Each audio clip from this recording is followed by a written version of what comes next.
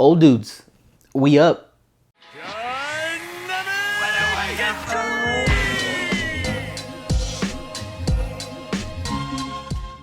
Yes, that's right. You heard it here first. The old people, it's finally our time to shine with this newest anime, Kaiju number 8. And if you haven't heard of it by now, I assume you're living under some sort of rock. I hope it's comfortable and nice and cool where it's located. But yeah, for the rest of us, you have heard of it by now. And so in this video, I want to give my thoughts on it so far. We're in the thick of it. We're about 8 episodes in. So yeah, let's talk a little bit about this show. All right, so I'm gonna do my best not to spoil it for you too much. So if you haven't seen it already, I'm gonna try my best not to do that. But if I do say a little something or whatever, try to push it out of your brain. Just take, the main basis of this video and keep that with you, which is the feeling the show gives me and whether or not you should be watching it right off the bat.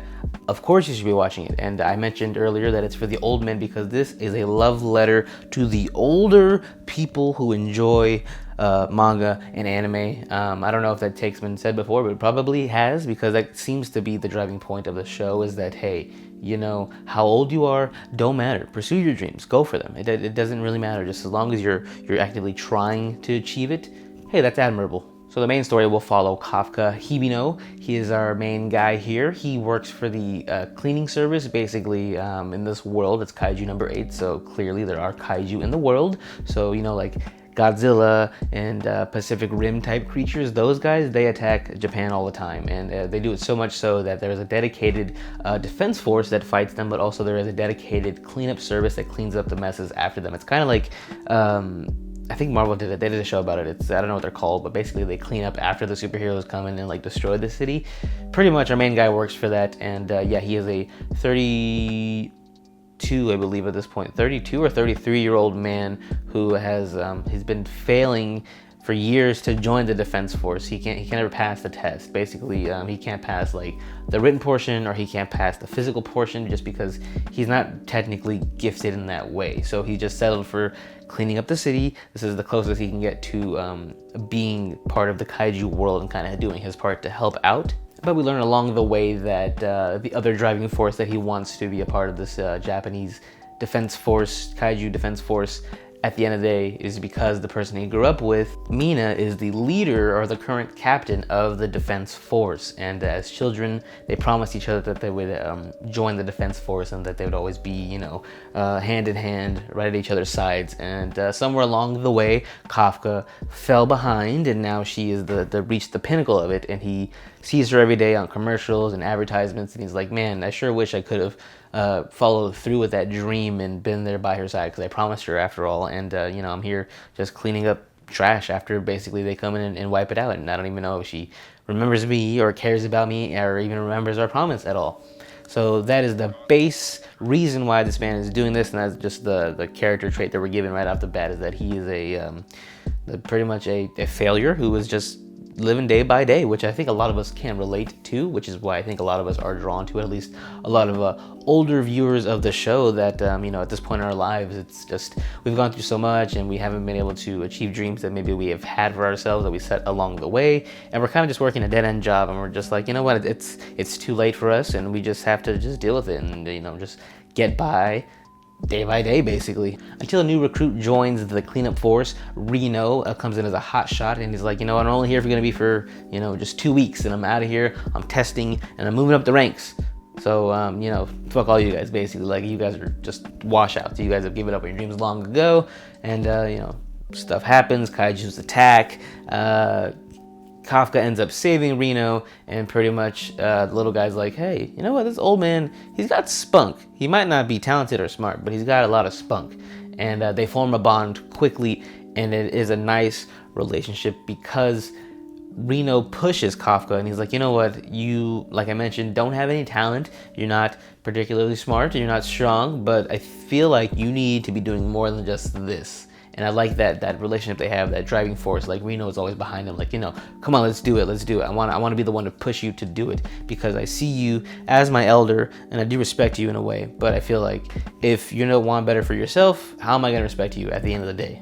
But then, surprise, surprise, main character becomes the main character because he ends up getting possessed, or his body taken over by a kaiju, a mini one, which allows him to transform into a kaiju, which is like pretty much augments him. He's fast and strong. He looks badass, and yeah, he has to find a way to control this, because if he doesn't, the defense force will just annihilate him right away, because the defense force does not play around with kaijus. As soon as one steps anywhere on the city, they have alarms going off, and people are like, hey, there's Sector 8, Division 5, whatever, go get them, and then they're automatically attacked. So that is the basic premise of it, is that this man, Kafka, has recently got greatness thrust upon him by having the power of a kaiju inside of him, and he has to learn how to control it. But in the meantime, he's trying to join the defense force, the very force that would kill him if he were to turn into the big kaiju. So that's where the plot thickens and what's the word? The conflict happens. But I know going into the anime releasing, the manga was really big. So yeah, the hype behind it coming into the premiere was there, and I feel like it lived up to that, at least for us anime watchers only, because I did not read this, I still haven't read it.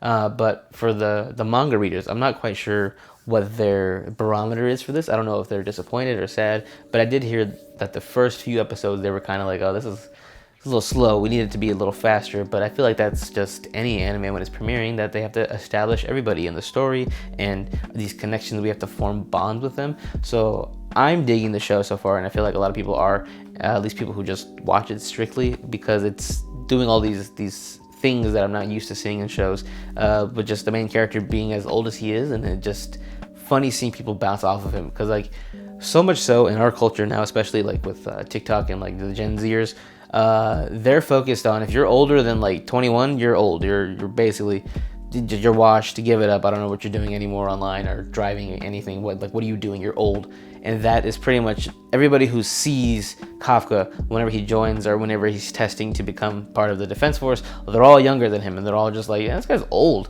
He's fucking old. What is he doing here? He's useless. And then he kind of slowly earns his keep by, being smart enough to understand these kaiju, because he's worked around them so much that he knows, like, hey, this is how this kaiju is going to work. This is where the kaiju is probably going to end up being.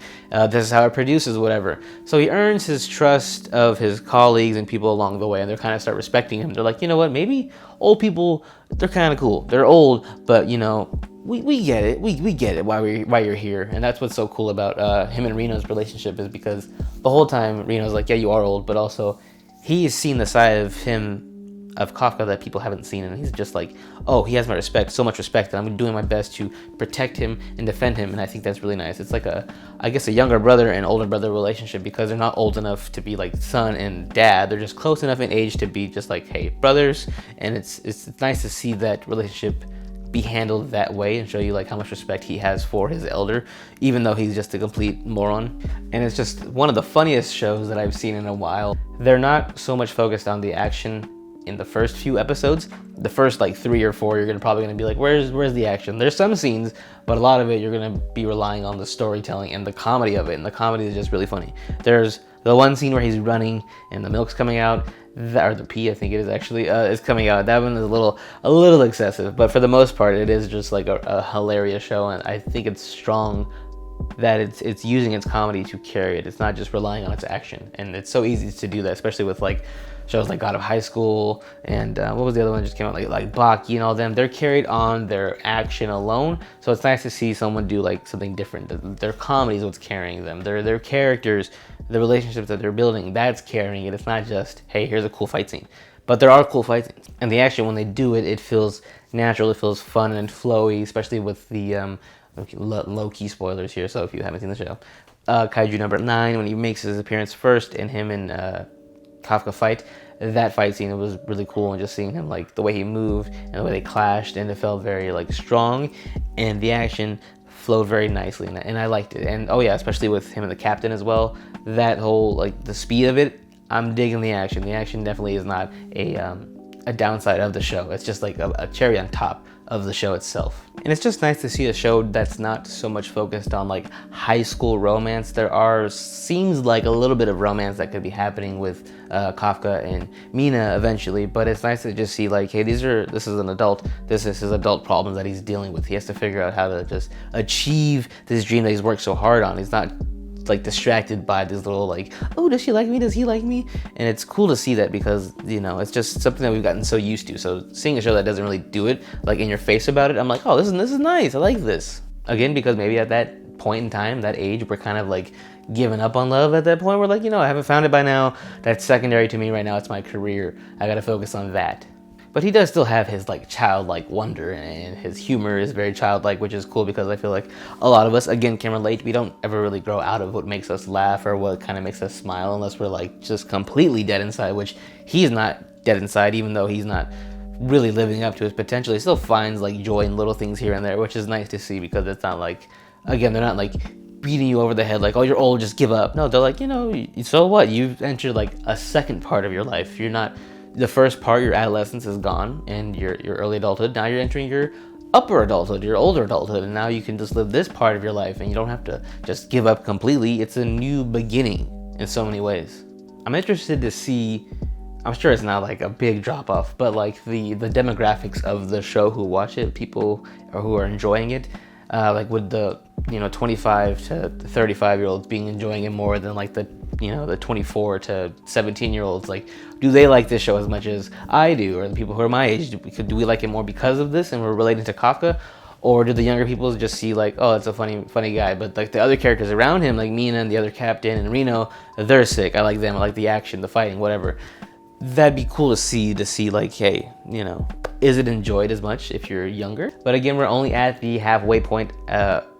Actually, I don't even know if it's going to be 24 episodes. We're 8 episodes in currently, so I don't know how this first season is going to end. I don't know if they're going to stick the landing of the first season. I've heard the manga is not very good right now. I heard they kind of got away from what people liked from it, so I'm kind of sad that we might end up hitting that wall. But hopefully that's not for a few seasons.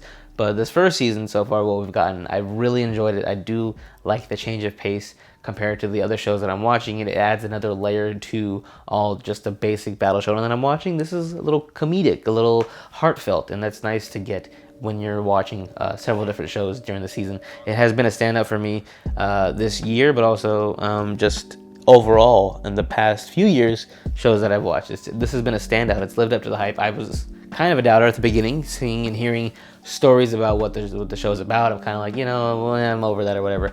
But no, I'm really liking it, and I pulled from it the idea that, you know, don't give up on your dreams. I guess that's the main thing that a lot of shonen protagonists preach to you. Don't give up on your dreams. But it is cool to see someone like older not give up on their dreams. But yeah, those are my thoughts on Kaiju number 8 so far. I just wanted to do a video talking about it because I haven't done it in a while, and I don't want to wait for the season to finish and do a full season review. I want to get these thoughts out there while they're still fresh in my mind and while I'm still feeling this way about the show and feeling nice about it and having fun before I stop having fun. We'll see.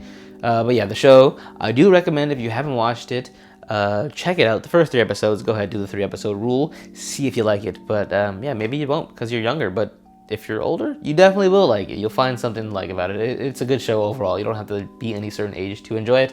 It's just what I've pulled from the show. That's the way I identify with the show. Give it a watch. Let me know what you think down below. Comments down below if you have seen it. Whatever comments you have, let me know down below. Appreciate you guys for watching. Thank you as always. If you want to follow us, again, links are in the bottom as well. Please do that. I enjoy it. And subscribe. Consider that. That'd be awesome. We're almost at 400 subs. That's crazy. And yeah, just an old man figuring out his dream as well. So Kafka, we twist up.